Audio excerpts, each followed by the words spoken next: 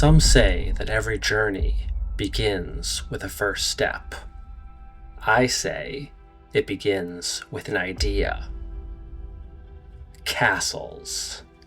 Lots and lots of castles. As I found myself traveling through the countryside of Central Europe, Germany, and Croatia, along the coast, searching for the next exciting adventure, the next ancient castle to document and explore, I was glad that I had the FUJI X100VI along for the ride. On this trip, I could put it through its paces and truly answer the question, is it the ultimate travel camera?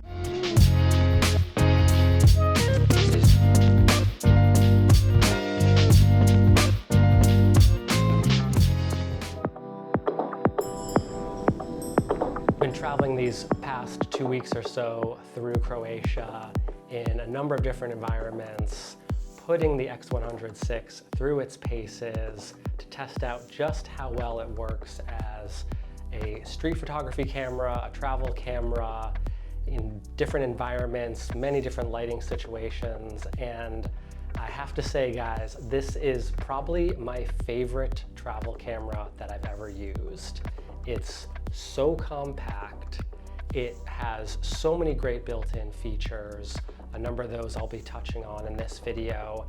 And I've basically been able to put it into so many different situations. Whatever I throw at it, it captures beautiful images. I think the only situations that it really struggles on are really dark, low light situations. But even in some cases, bumping it up to 6400 ISO or even 12,800 ISO, I've gotten some pretty decent results. And I always shoot in RAW, so it's not really that big of a deal to clean up somewhat noisy images using Lightroom or whatever post-editing software that you're gonna use. I will say though up front that I don't really use the X100VI for video.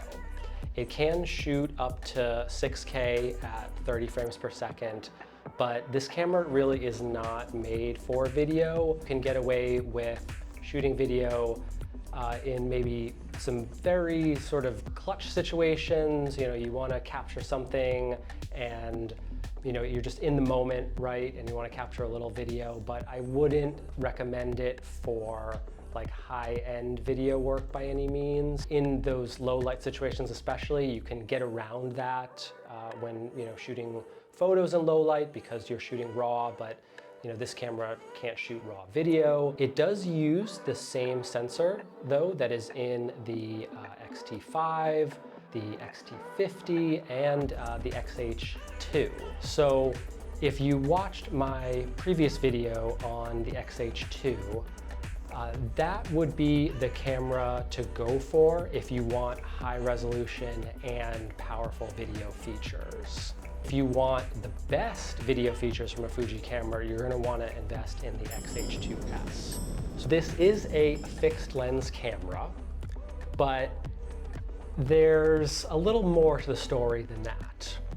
The built-in lens is technically a 23mm lens, but due to the Super 35 or 1.5 times crop factor of the sensor compared to a full frame sensor, you're actually gonna get the equivalent of about a 35mm field of view. It's an f2 lens, so in terms of the depth of field, it's going to be like a 23mm f2 depth of field. So it's not gonna, give you crazy depth of field, but you can definitely get some nice subject background separation, especially if you're shooting at f2. Now, 35mm is a great focal length. Many people would consider it to be like the all-around, focal length that is good for, basically most situations. Personally, I find 28mm, just a little bit wider than 35mm, to be a better overall focal length. And that's where the conversion lenses come in. Two of them are made by Fujifilm.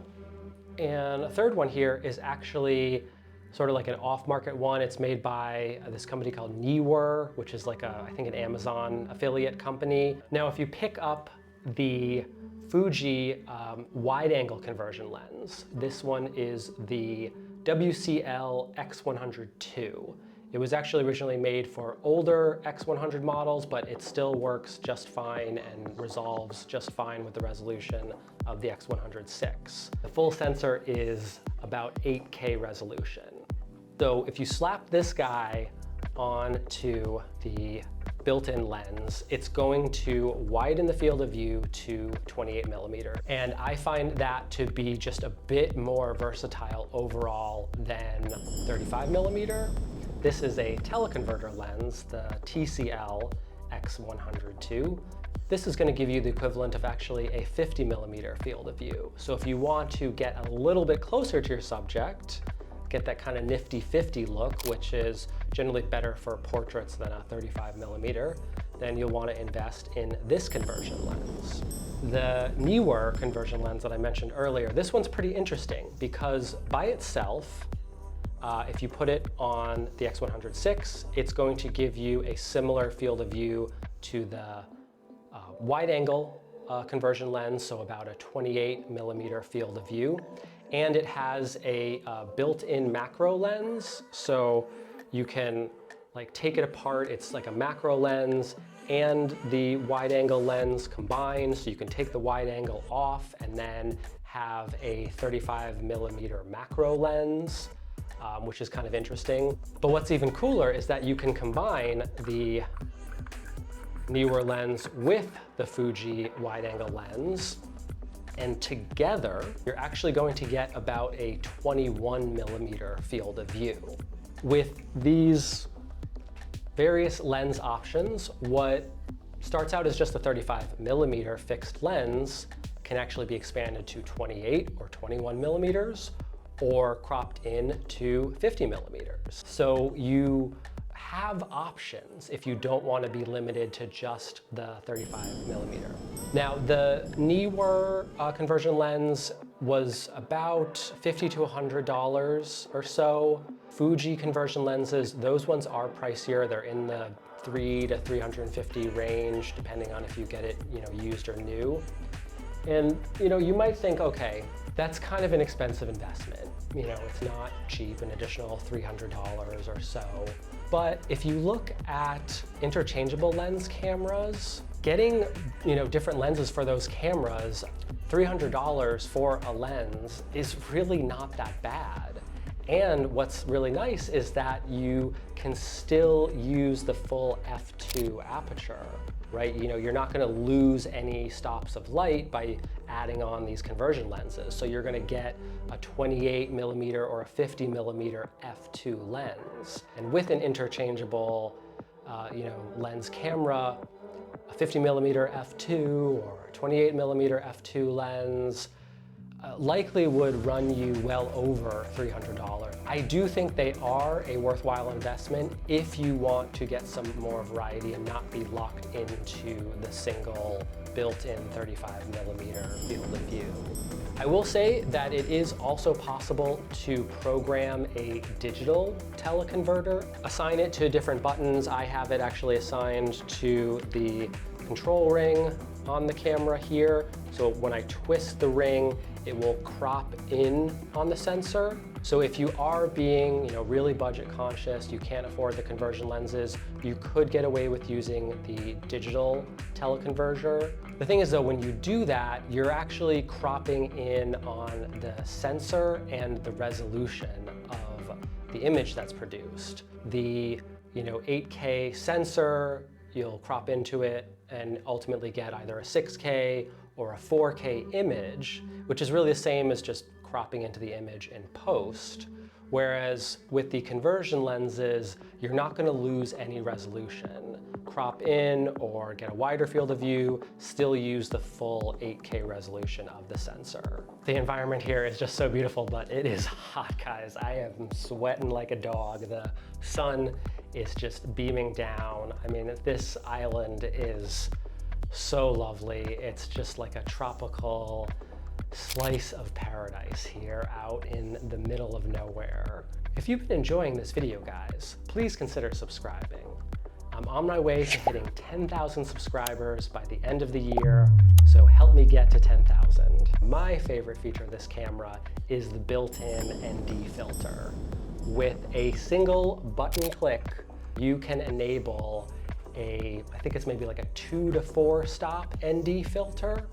Now, it's not going to, solve every situation where you might use a screw-on ND filter or one that is, more than 2 to 4 stops, but it is pretty clutch, especially since I do, shoot in very bright conditions, and on this trip, it gets very hot and there are some, challenging lighting conditions, and the ND filter is so nice to just be able to switch on and off like that, instead of having to screw on, screw off. And what it allows you to do is, instead of having to fiddle with the ISO and the shutter speed and change those when going from a dark to a light situation, just turn the ND on or off. I just love it so much. It's so key and so helpful, and just keeps the camera nice and compact and really versatile. This camera is just so versatile for such a small body. Now, the other really unique feature of this camera that I think gets a lot of the headlines, but I have not really found to be super useful personally, is the optical viewfinder. So if you put your eye up to the viewfinder here, you can press a button and switch it from the electronic viewfinder to the optical viewfinder. So what's the difference between those two? What's the big deal? Well, the electronic viewfinder is, what you're gonna have experience with other, digital mirrorless cameras, right? It's gonna show you the type of image that you're capturing with all of the kind of built-in filters and, color adjustments and whatnot that you've applied to the image. The optical viewfinder, on the other hand, is just gonna give you the direct image. You're just looking through a little piece of glass. There are some nice digital overlays. It'll show you what, like your shutter speed, your ISO is, and you'll even draw a white frame around basically the view to show like this is what the camera is ultimately going to be capturing. The image that you're going to be capturing is within this white frame, because the optical viewfinder shows everything. It's not like automatically cropped to the sensor of the camera, or the 35mm field of view of the lens. It's just showing you everything. And I think that some people, maybe some traditionalists who are used to working with film cameras, they will find that useful. But I've been shooting with digital cameras for a very long time now, and I personally didn't find it to be super useful. I really like to see the final image that I'm going to get when I'm looking through the viewfinder. While it's a cool feature to have, I didn't find it personally super useful, but maybe you will.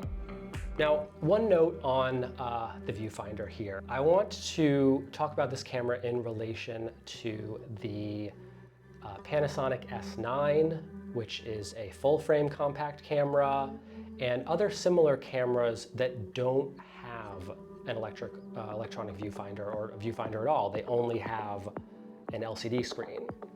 I think that is it's a travesty, guys. I'm just gonna say it outright. Now, this video is not, I'm not here to bash the S9. I think that camera has its use cases, and I think it's got some interesting video features, but as a photography camera, personally, I need a viewfinder. I can't only stare at the screen, to get really good focus, to make sure that I'm focused on the right object, the subject. If I'm in a difficult lighting situation, it just is so necessary for me to have a viewfinder. So when I found out that the S9 did not have a viewfinder, it was like an automatic no-go.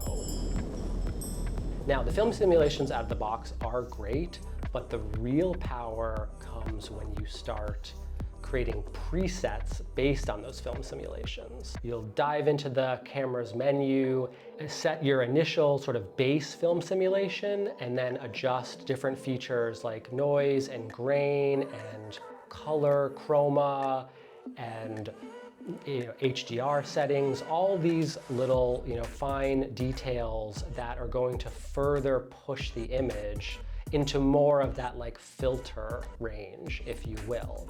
There is an amazing community out there called the FUJI Film Recipes. You can go online or you can download an app on your phone to look up the recipes, and basically what they are is they explain how to simulate other kinds of Fuji film stock or get these specific looks by manipulating the various features within the camera. And you can set these up to 7 presets and link them to a button or a tap on the screen.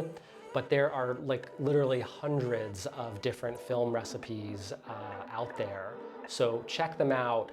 That's where I think the real power of Fujifilm simulation comes in, when you start tweaking them and using the recipes and getting some really interesting looks. And lastly here, guys, I want to just talk about the accessories that I have for the camera. I got this lovely leather half case from Small Rig, which gives the camera even more of a retro feel, and it just feels so great to hold. What's so cool about these cases is, since they're made of leather, the color of each one is going to be slightly different, and that color will change over time, as leather changes over time as it's exposed to the elements and whatnot. And then also I picked up this really handy thumb grip, which just slides in and out of the hot shoe mount at the top of the camera, so that gives it a little bit more just kind of comfort when shooting, right? A little more, security with the grip. And then it also comes with a lovely red shutter button that's really easy to add on, and just gives the camera a very stylish, even more retro look that I absolutely love. All right, guys, that's gonna do it for my review of the X100VI. If you enjoyed it, hit that like button, consider subscribing to the channel, helping me grow. I'll see you guys in the next video.